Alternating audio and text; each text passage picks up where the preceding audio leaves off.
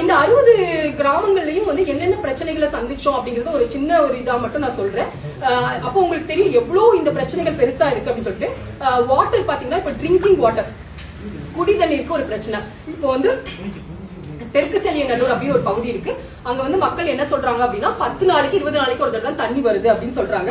தெற்குப்பட்டியில ஒருத்தர் சொல்றாரு 3 நாளைக்கு ஒரு தடவை தண்ணி வருதுனால அவருக்கு தொண்டை வலிக்கு அப்படின்னு சொல்றாரு.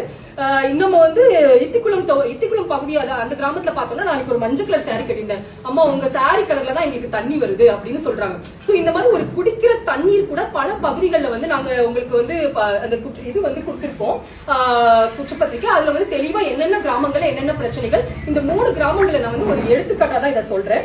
அதுக்கப்புறம் பாத்தீங்கன்னா வாறுகால் பிரச்சனை.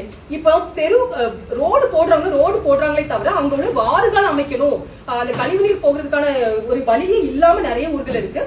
பாத்தீங்கன்னா மொட்டையனூர்ல வந்து உக்கிரன்கோட்டையில இருக்கிற மொட்டையனூர்ல ஒரு பெரிய வாறுகால் ஃபுல்லா, வாறுகால் இல்ல வாய்க்கால் ஃபுல்லாவே குப்பைகளை கொட்டி அங்க மக்கள் சொல்றாங்க இந்த இதுல வந்து தண்ணி மழை வந்துச்சு அப்படின்னா ரோடெல்லாம் ஒரே நாரும், எங்களால இருக்க கூட முடியாத அந்த மாதிரி ஒரு பகுதி அப்படின்னு சொல்றாங்க.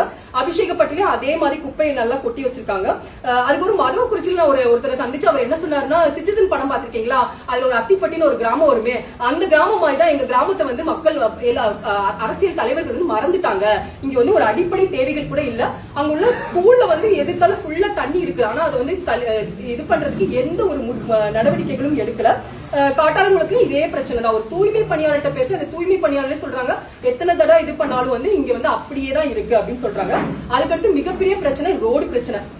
நீங்க எல்லாரும் பத்திரிகையாளர்கள் தயவு செஞ்சு மேட்டுக்குப்பக்குறிச்சிக்கு போய் பாருங்க, கம்மாளங்குளம் போய் பாருங்க, பள்ளிக்கோட்டை போய் பாருங்க, வெங்கடாச்சலபுரம் மெயின் ரோட்லயே வந்து ரோடு வந்து அப்படி பேர்ந்து கிடக்குது.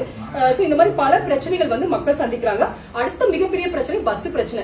இப்ப வந்து சுப்பையாபுரம், உக்கரன்கோட்ல சுப்பையாபுரம், செட்டிக்குறிச்சி அப்படின்னு சின்ன சின்ன கிராமங்கள் இருக்கு.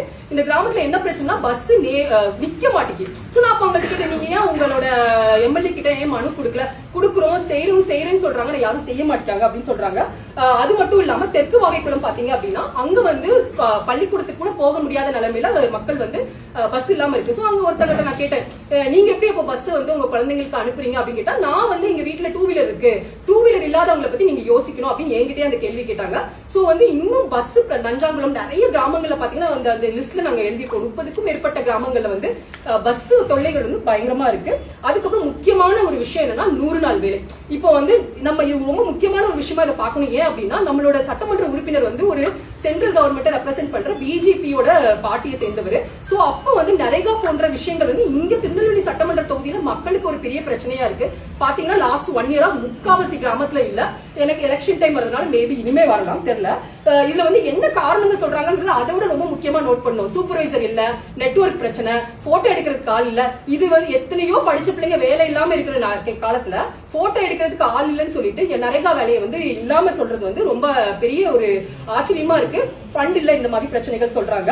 அதுக்கப்புறம் திருப்பணி கரிசல் குளம், அது சுகாதார பிரச்சனைகள் நிறைய கிராமங்கள் இருக்கு. இப்போ முக்கியமா பாத்தீங்கன்னா திருப்பணி கரிசல் குளம் 5000 மக்கள் வாழ்றாங்க. அந்த பகுதியில 5000 மக்கள் வாழ்றாங்க. ஆனா அங்க ஒரு ஹாஸ்பிட்டல் வந்து இல்ல. அதுல வந்து நான் ஒரு அம்மா கிட்ட பேசுறேன். அவங்க அம்மா என்ன சொல்றாங்க அப்படின்னா, அம்மா யாராவது ஒரு பிரெக்னென்ட் லேடி இருக்காங்க, ஒருத்தவங்களுக்கு உண்மையிலேயே ரொம்ப உடம்பு சரியில்லை, ஒரு ஆட்டோக்காரங்க எல்லாம் அவங்க வந்து ஏதாவது குடிச்சிட்டு படுத்துட்டாங்கன்னா நாங்க எப்படி வந்து இங்க வந்து கூட்டிட்டு போவோம் அப்படின்றாங்க. ரொம்ப ஒரு சாதாரணமான ஒரு ஹெல்த் நீட்ஸ் கூட சாட்டிஸ்ஃபை ஆகாம இருக்கு. நிறைய இடத்துல பாத்தீங்க அப்படின்னா காலனி தெருக்கள் சொல்ற ஆதி திராவிடர் வசிக்கிற பகுதிகளில் நிறைய பிரச்சனைகள் இருக்கு. நிறைய தண்ணீர்ல இருந்து எல்லாத்தையும் அடைச்சு வைக்கிற பிரச்சனைகளும் இருக்கு. இன்னொரு வந்து பெண்களுக்கு பாதுகாப்பு. சோ மொட்டையனூர்ல நான் வந்து ஒரு குரூப் ஆஃப் விமனை வந்து சந்திச்சு அவங்க வந்து ரொம்ப இதா சொன்னாங்க, எங்களுக்கு வந்து பெண்களுக்கு பாதுகாப்பு இல்ல, நைட்டு வர முடியல. இத்திக்குளம்லயே ஒரு டாஸ்மாக் பிரச்சனை இருக்கு. அதுக்கப்புறம் காட்டாளங்குளம்லயும் ஒரு டாஸ்மாக்ல வந்து அந்த மாதிரி பெண்கள் வந்து நைட்டுக்கு பயணிக்க முடியாத ஒரு சூழ்நிலை. சோ பெண்கள் வந்து வேலைக்கு போகணும், பெண்கள் வந்து வெளியில வரணும், ஜேர்னலிஸ்ட் ஆகணும், இப்பெல்லாம் நம்ம சொல்றோம். அப்ப அவங்களுக்கு முதல்ல நம்ம உறுதி செய்ய வேண்டிய முதல் விஷயம் வந்து சேஃப்டி. அது கூட இல்லாம சில கிராமங்கள்ல இன்னும் வந்து பல பிரச்சனைகள் இருக்கு. அந்த பிரச்சனையை தாண்டி வந்து பஸ் இல்ல, இப்படிப்பட்ட பிரச்சனைகள் வந்து அதை இன்னும் மேலா பெண்கள் வெளியில வராம விடுறதுக்கான சில விஷயங்கள் பண்ணிட்டு இருக்கு. இன்னொன்னு வந்து என்ன 100 நாள் வேலை. இப்போ வந்து சிப்காட்ல வந்து ஒரு இது இண்டஸ்ட்ரீஸ் கொஞ்சம் இருக்கு.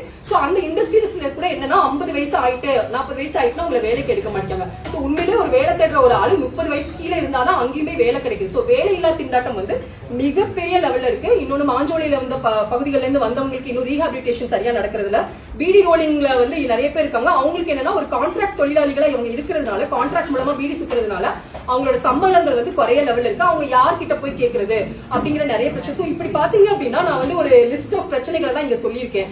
ஆனா வந்து இதை விட இன்னும் நிறைய பிரச்சனைகள் இருக்கு. இன்னைக்கு வந்து இந்த குற்றப்பத்திரிகை இதான் நாங்க வந்து வெளியிட்டோம். இதுல எல்லா பிரச்சனைகளும் வந்து ரொம்ப தெளிவா நாங்க வந்து எழுதியிருக்கோம். இதை விட ஒரு 6 பக்கத்துக்கு ஒரு அப்பெண்டிக்ஸ் நம்ம கொடுத்திருக்கோம். அதுல என்ன அப்படின்னா ஒவ்வொரு கிராமத்திலையும் என்னென்ன கிராமத்துல இந்தந்த பிரச்சனைகள் இருக்கு அப்படிங்கிறது நம்ம தெளிவா அதுல சொல்லியிருக்கோம். இந்த குற்றப்பத்திரிகை